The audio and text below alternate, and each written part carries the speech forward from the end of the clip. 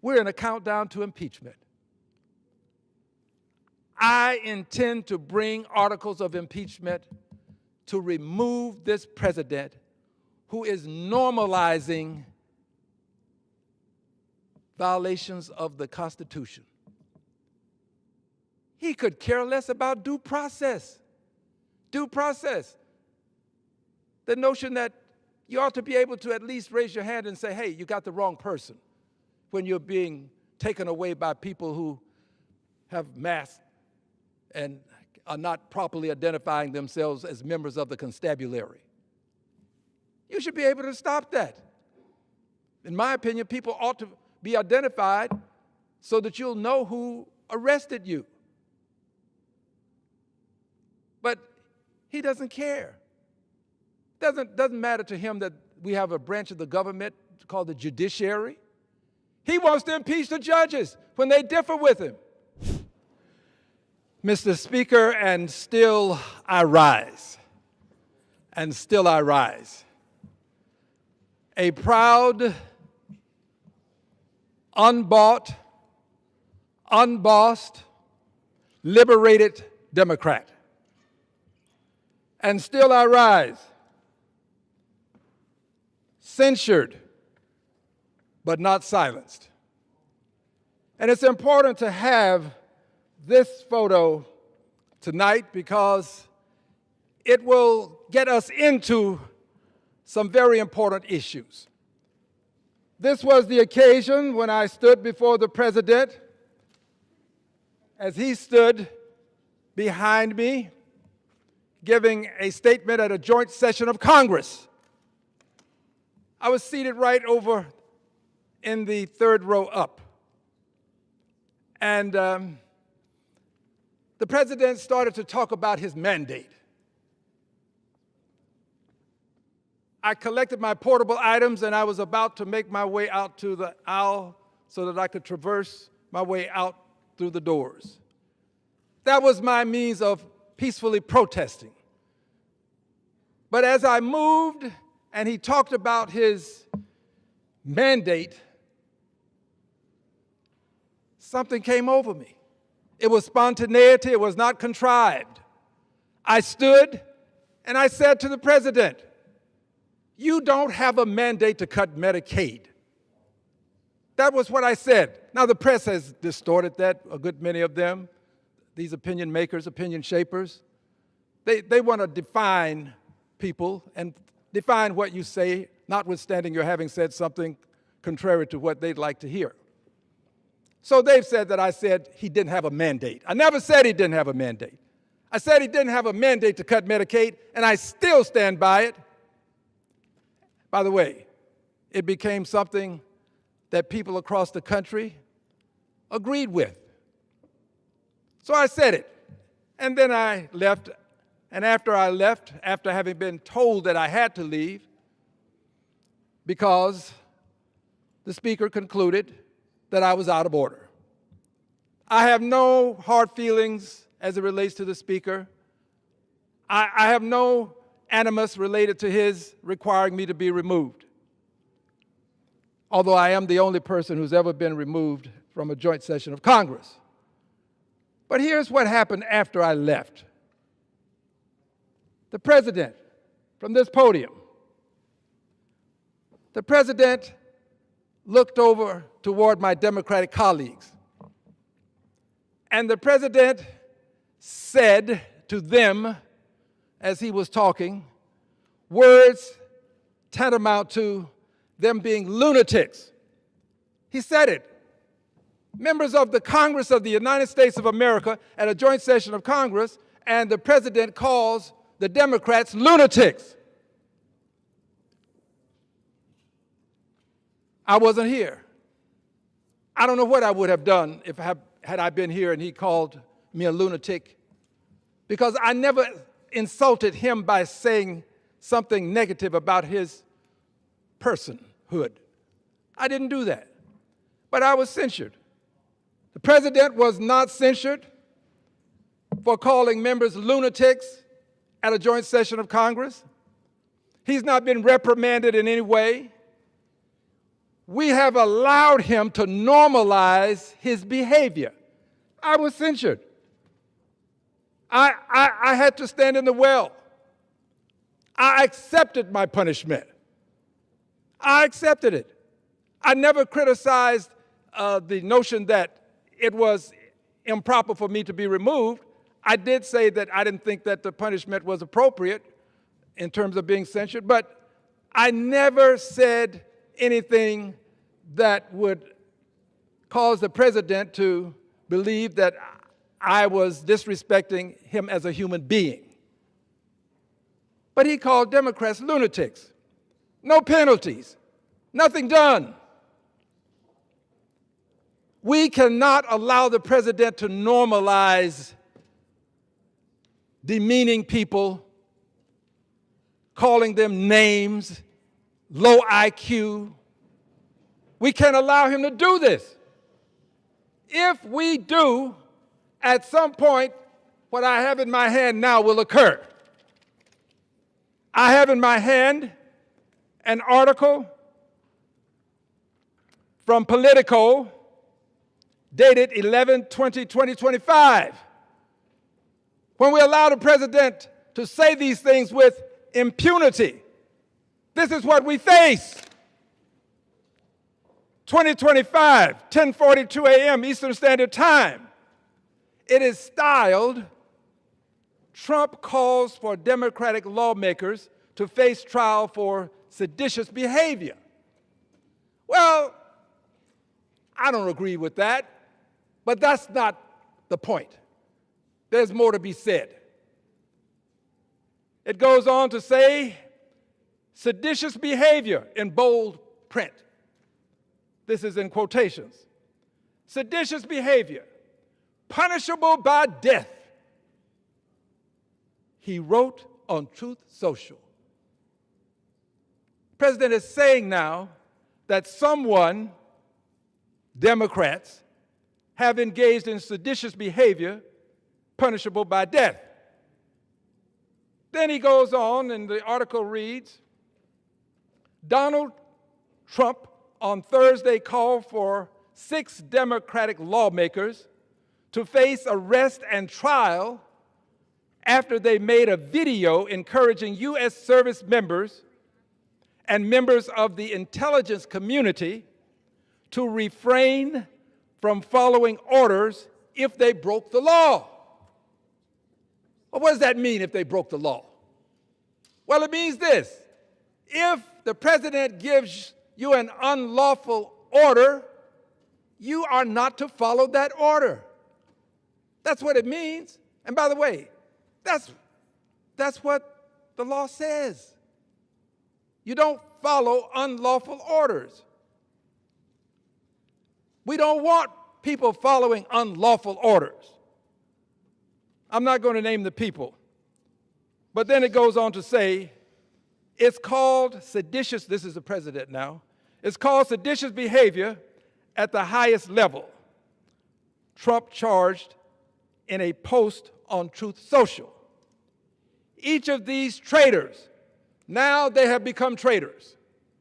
Each of these traitors to our country should be arrested and put on trial.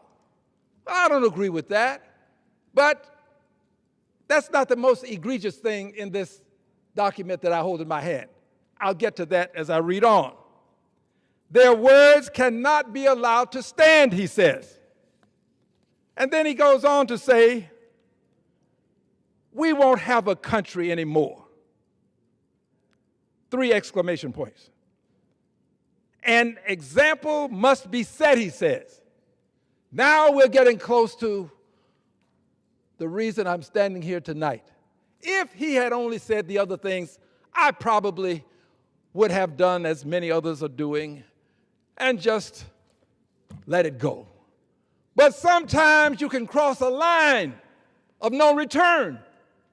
The president crossed that line with these words. The president then posted 16 Truth Social posts, including one that advocated for hanging Democrats. Now that's the line. Mr. President, what is wrong with you? Don't you know that there are people who will read this and consider doing something dastardly? Don't you know that you are putting people in harm's way? And by the way, I don't think it just includes the 8 people that are named here.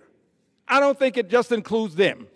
I think if you're a Democrat, any Democrat should be concerned about what this president has done. I just don't think that this applies to the 6 Democratic lawmakers that's mentioned here, 6, not 8. I think it applies to all of us. Just so that you will know, my friends, when you walk into my office now, the first thing you see is a person with a gun.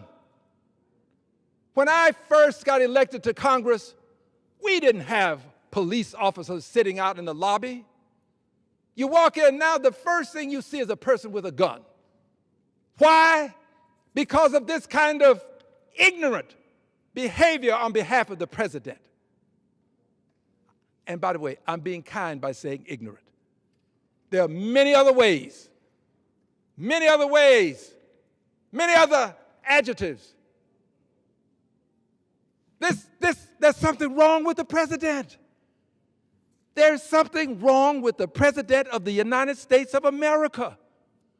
For the President of the United States of America to say that people should be, let me read it to you one more time. The President then responded, 16 Truth Social posts, including one that advocated for hanging Democrats. There's something wrong with the president. There's something wrong. We can't ignore this. We cannot allow him to say this with impunity. We can't. Now, I don't speak for anybody other than myself and everybody who agrees with me. And a lot of people agree with me that the president can't be allowed to do this. That's why I say censured but not silenced. I have not been silenced.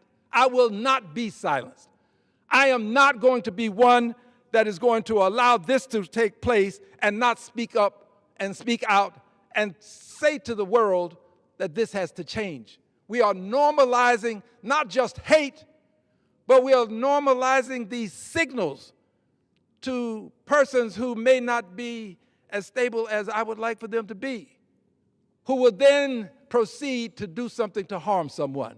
Yes, when you come to my office, the first thing you see is a person with a gun. When I go out to events now, I have to have someone to escort me out to events. When I'm in the airport, we have to be escorted through the airports. Do you think this improves the situation? This does not. This only exacerbates a situation that we already are having to deal with. We've had to allocate more funds so that members can have armed protection. For me, it's armed. Maybe for some others, it's not. But protection. This is not normal. And if we just allow it to continue, we may find ourselves at a point where we can't stand here in the well and say what I'm saying. We may find ourselves at a point in our history of the United States of America, a functioning democracy, when the president took office for this term, a functioning democracy, we may find ourselves with an inability to exercise the constitutional right of free speech. You have to see what's coming. You've seen what he has done, calling all of the generals in, all of these high-ranking officers. And in a sense, they spoke down to them, changed the name of the Defense Department into the Department of War. He has become a might makes right president. Might makes right. In a might makes right world, the weak are wrong. if you don't have the might to match what the president is doing, then you are weak. This is a president. I'm coming back to this, but I have to step aside for a second and say this to you. This is a president who has decided that he will use the awesome power of the Justice Department to punish people that are perceived to be, in his mind, persons who have harmed him in some way by simply prosecuting him. Now look, if we can all decide that we're going to indict the prosecutors in our cases, then we're not going to have a rule of law in this country. What happens to the rule of law if everyday people like you and me, I can't force the Justice Department to do anything, but he knows this.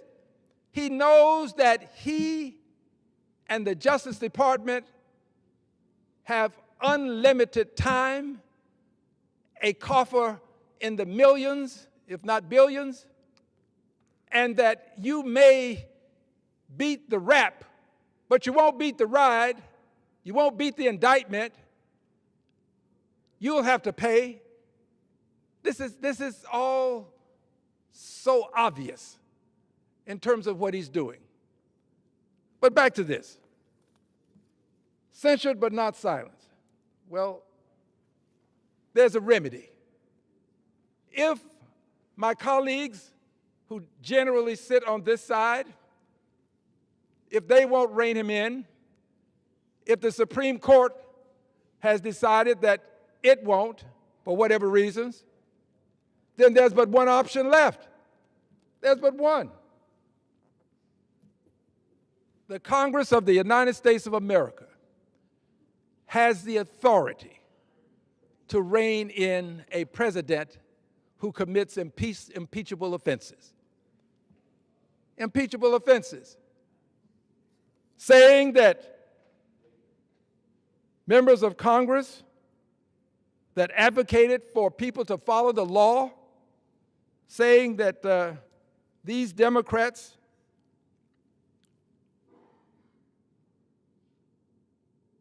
should be lynched.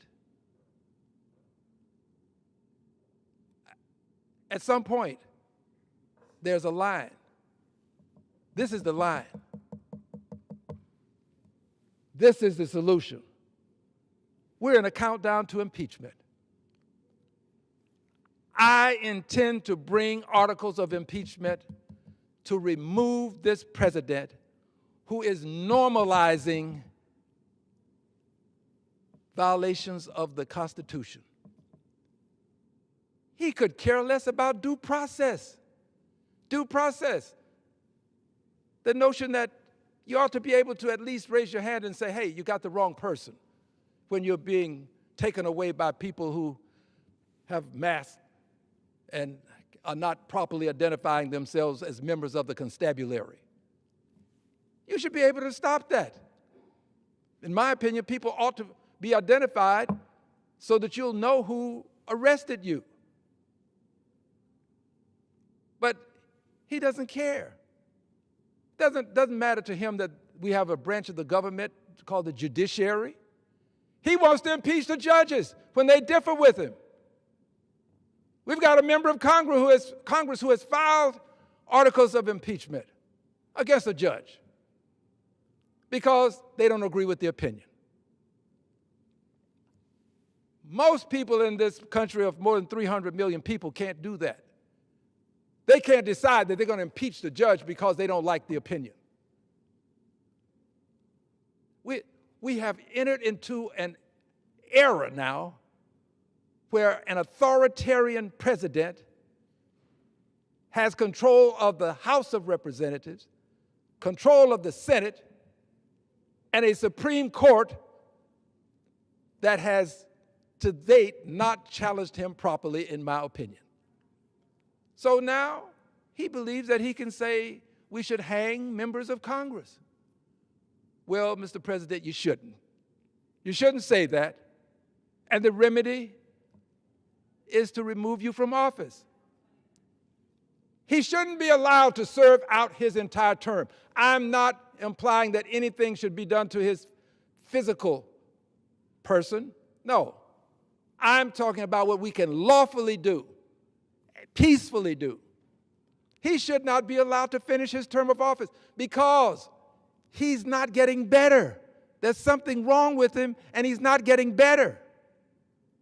It's progressively moving toward a point in time when he will say something that's going to impact every person in this country, it seems. I hope that it never happens.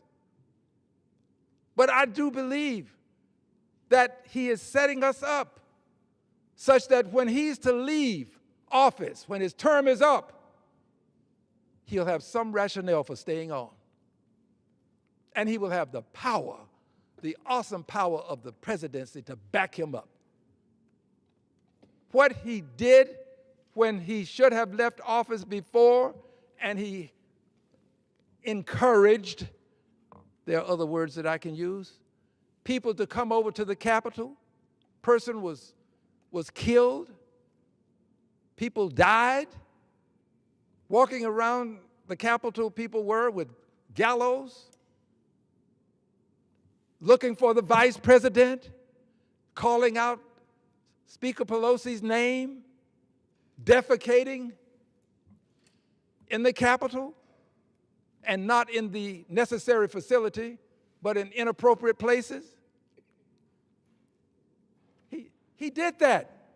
When do we get enough evidence to realize that what he did once, he will do again? But he has now greater authority because of the Supreme Court saying to him that he's immune to certain things. He's been given a certain amount of immunity, which he's taken as absolute immunity. But we can see what's happening. He is progressively moving toward the date that he's to leave office, when in my opinion he will not. I think he'll try to stay on.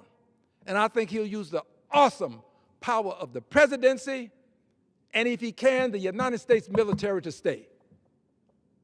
That's my prognostication. And I don't want to wait until he does it to take a stand. That's why I'm counting down to impeachment now. That's why I'm taking a stand now. I'm not saying to any other member that you must vote to impeach. But I'm saying to everybody, you have notice now. You can do all of the things that you want to do to prevent the articles of impeachment from coming to the floor for a vote. Go ahead and do that. But I want posterity to know that there was one member of Congress at least, I believe there are others, but one member of Congress at least that realized that we should have taken action, and one did. We must take this action. If nothing else, maybe if he sees that impeachment is imminent, maybe he'll change his behavior. I doubt it. But maybe he'll change it. Maybe he'll come to his senses and realize that what he's doing is harmful to democracy. To democracy. Not just to the people that he demeans, but to democracy. So I'm going to bring these articles of impeachment. Everybody is on notice now. Everybody. Not only am I going to file them, I'm going to ask for a vote. This cannot stand. There are people who will say in quiet places something similar to what I've just said. I hope that those people will have the courage. If you don't want to say it publicly, I just hope that you'll have the courage to do what you can do to prevent the imminent threat that this president has become to American democracy. I say threat. It's an assault on democracy now. It was a threat. It has now become an assault. So we're in a countdown to impeachment. And I am giving every assurance that I can. Please take me literally. I plan to bring these articles of impeachment against this president. I pray that the Senate will convict. The articles of impeachment filed in the House are comparable to an indictment, but not the same, but comparable to in a sense. The Senate then has a trial, and I would hope that the Senate would vote, Republicans and Democrats, to convict and remove this president from office. That would be my desire. But I don't always get what I want, which means I've got to be prepared to file again. I'm not going to let this die, this behavior. If you don't vote this time, it's okay. I'll file again, because there's plenty that he's already done. Not everything should be put into just one set of articles. So there are plenty of other things.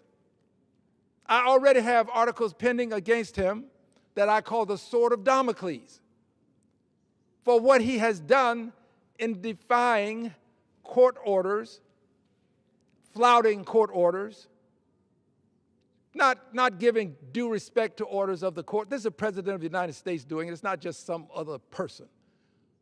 President. So they're hanging there. And I'm waiting. I'm waiting on him to get the order from a judge who's looking at it. I've been waiting since this occurred. There's a judge looking at a case that was before him. And if this judge rules as I think he will, the sword of Damocles will fall on him, meaning the articles that I've already filed dealing with his failure to obey the simple constitutional premise of persons having a right to due process. Everybody in the country knows, as he would say, everybody. We know that everybody doesn't, but that's his terminology. Everybody knows that you get due process in the United States of America, except the president. You get what a might makes right mentality accords you when you're dealing with the president. So we'll have this countdown to impeachment. I'm going to file against him before the Christmas break. Just let everybody have their fair shots at me. Do whatever you need to do. Probably shouldn't have said shots. Take whatever lawful measures you think you should take.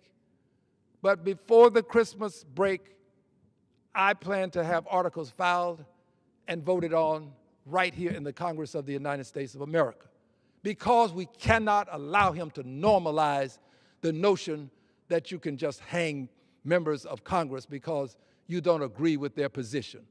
Even if their position is wrong, he shouldn't say, according to this, in 6 Truth Social posts, one including that he advocated for hanging the Democrats. Anybody wants to read this? It's in Politico. Thank God for Politico. Trump calls for Democratic lawmakers to face trial for seditious behavior. And by the way, there are members who will agree with this. There are members who are going to say, oh, it's okay for the president to say you can hang people in this fashion. They'll say it because it's become normal for some people. I don't live in that world. I live in a world where the President of the United States is supposed to be the most respected person in the country, where the President of the United States is a person who sets the example. He's an exemplar, not just an example, an exemplar, a supreme, superb exemplar of what behavior should be like in the country. Even presidents make mistakes, but these are not mistakes. These things are done with intentionality, and they're done almost on a daily basis. There's something new almost every day. I expected something new today, but I didn't expect this. So before Christmas, we will vote again on impeachment. And I'm giving notice now so that no one will say that they're surprised when I bring additional articles. I already have some on file, and there are other things that he's done that I shall pay attention to. This has some specificity associated with it, but there are other things as well. So, Mr. Speaker, as I conclude my message tonight, I think it's important to note that we live in a participatory democracy. Every person has a duty, responsibility, and an obligation to participate in the functioning democracy. You should vote, you should serve on a jury, but you also have a duty in a participatory democracy to protect the democracy. You got to protect it. You can't just allow a president to become a might makes right authoritarian. We have to protect the democracy that we've inherited. We do it for ourselves. We do it for posterity. We do it because without this participatory democracy, the world itself becomes at greater risk. The United States of America is a pretty important piece of the puzzle of life that the entire planet Earth is a part of. We've got to protect this participatory democracy. I thank you, Mr. Speaker, and I yield back the balance of my time.